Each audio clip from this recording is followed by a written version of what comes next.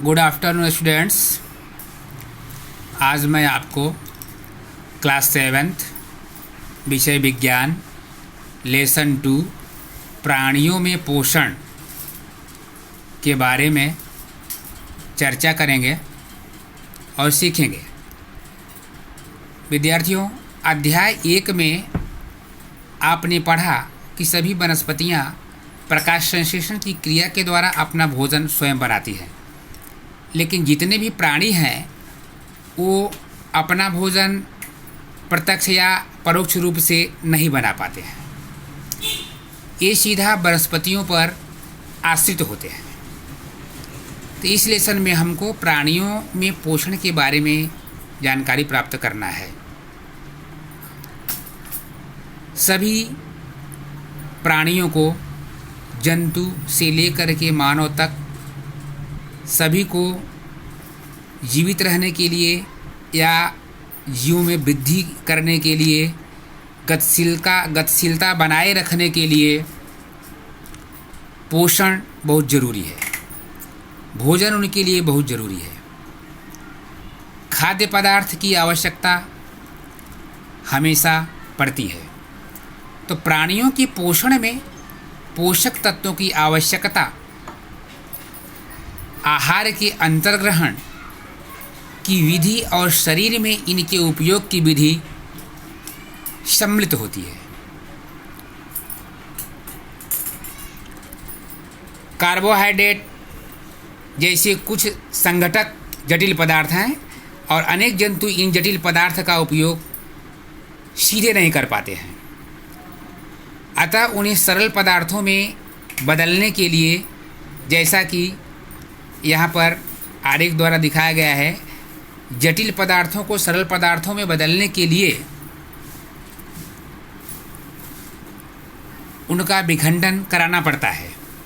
परिवर्तन होना जरूरी है। परिवर्तन होना या टूटना विखंडन के नाम से जाना जाता है तथा इस प्रक्रम को पाचन कहते हैं। जो भी भोजन हम अपने शरीर के अंदर ले जाते हैं उसका पाचन हो जाता है। पाचन होना अर्थात उस भोज्य पदार्थ का टुकड़े टुकड़े हो जाना, विखंडन हो जाना। विद्यार्थियों, अभी हम बात करते हैं खाद्य अंतर्ग्रहण की विभिन्न विधियां। तो खाद्य अंतर्ग्रहण की विभिन्न विधियां हैं। भोजन के अंतर्ग्रहण की विधि विभिन्न जीवों में अलग अलग तरह से होती है। जैसे मधुमक्खी एवं मरमर पक्षी पौधों का मकरंद चूसते हैं। मधुमक्खी और मरमर पक्षी जो होते हैं वो पौधों के फूलों के रस को चूस लेते हैं। मानव एवं कुछ अन्य जंतु में जो शिशु होते हैं वे अपनी माताओं का दूध पीते हैं। अजगर जैसे, सर्प जैसे वंश के जो प्राणी हैं वो अपना शिकार समूचा ही निगल जाते हैं। कुछ जलीय प्राणी होते हैं जो कि आसपास तैरते हुए खाद्य पदार्थों को छानकर उनका भक्षण कर लेते हैं। तो विद्यार्थियों, इस तरह से किस प्रकार के जीव किस प्रकार से अपना भोजन ग्रहण करते हैं आपने सीखा। अभी हम बात करेंगे मानव शरीर में पाचन। मानव शरीर में पाचन किस तरह से होता है। तो हम अपने मुख द्वारा भोजन का अंतर्ग्रहण करते हैं। वैसे तो देखा जाए जो भोजन का पाचन है, मुख में पहुंचने से पहले पाचन की विधियां कराई जाती हैं। जैसे कि गेहूं है तो गेहूं को हम साफ करने के बाद उसे आटा चक्की में पीसते हैं। अब सीधा गेहूं को हम भोजन के रूप में अगर उपयोग करते हैं तो उसका अच्छी तरह से पाचन नहीं हो सकता है। तो आटा बनने के बाद फिर उसकी रोटी बनती है। अब रोटी बनने के बाद जब उसको हम मुख में ग्रहण करते हैं तो मुख से हमारा पाचन शुरू होता है। जो मुख गुहिका से प्रारंभ होकर, हमारा पाचन मुख गुहिका से प्रारंभ होकर गुदा तक जाता है। इस नली को विभिन्न भागों में बांटा गया है। विद्यार्थियों, यहाँ पर ध्यान दीजिए। मुख गुहिका, ग्रास नली, आमाशय। अभी हम चित्र में आ जाते हैं, चित्र के माध्यम से आपको समझाते हैं। तो विद्यार्थियों, आप सबको यहाँ पे ध्यान देना है। यह मानव का पाचन तंत्र है। इसे आहार नाल के नाम से जाना जाता है।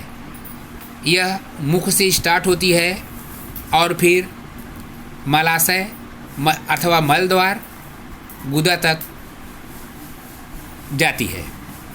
तो कोई भी भोज्य पदार्थ जब हम अपने मुख के अंदर लेते हैं, मुख गुहिका, इसके बाद वह भोज्य पदार्थ ग्रसिका में जाता है।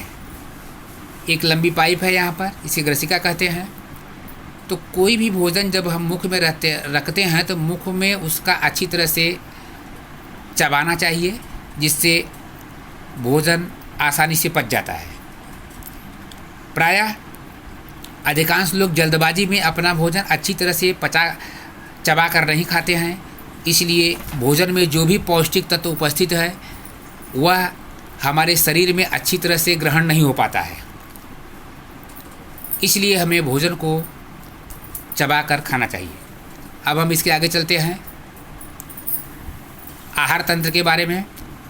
मुख गुहिका, यहाँ पे लार ग्रंथि है, लेकिन जो आहार नाल है मुख गुहिका के बाद ग्रसिका, ग्रसिका के बाद आमाशय और आमाशय के बाद क्षुद्रांत।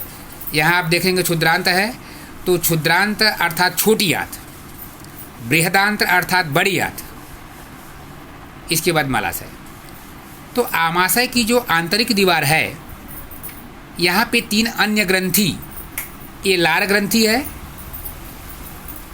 यकृत है और अग्न्याशय, ये भी जुड़ी हुई होती हैं।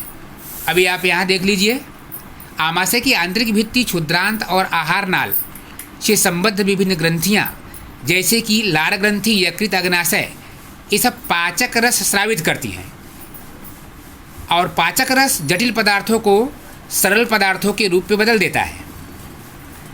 आहार नाल एवं संबद्ध ग्रंथियाँ मिलकर पाचन तंत्र का निर्माण करती हैं। इस तरह से हमारा ये पाचन तंत्र बन गया। तो विद्यार्थियों, मैंने आपको समझाया, एक बार मैं आपको फिर से समझाता हूँ और आप ध्यान दें। कोई भी आहार जब हम मुख में रखते हैं, उसको अच्छी तरह से चबाते हैं, उसके बाद हमारा यह ग्रसिका में प्रवेश करता है, ग्रसिका से फिर आमाशय में आता है। तो आमाशय के पास में यहाँ पे 3 अन्य ग्रंथियाँ भी जुड़ी हुई होती हैं, जो कि यकृत, लार ग्रंथि और अग्न्याशय है। तो ये सभी ग्रंथियाँ एक प्रकार की रस छोड़ती हैं और यह रस हमारे भोजन को पचाने में काम आता है।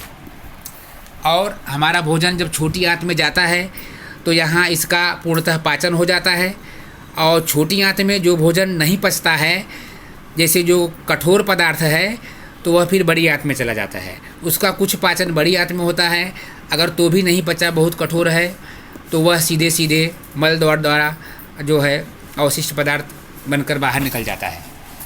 और क्षुद्रांत में भोजन पचने के बाद क्षुद्रांत की जो दीवार है वह पोषक तत्व को सोख लेती है और फिर वह पोषक तत्व हमारे रक्त में मिल जाता है, जिससे हमें ऊर्जा मिलती है और शरीर की सभी गतिविधियाँ उससे संचालित होती हैं। तो विद्यार्थियों, आज मैं आपको मानव पाचन तंत्र के बारे में पढ़ाया। इसका चित्र आपको बना करके इसके सभी भागों को याद करना है और अपनी नोटबुक में लिखना भी है।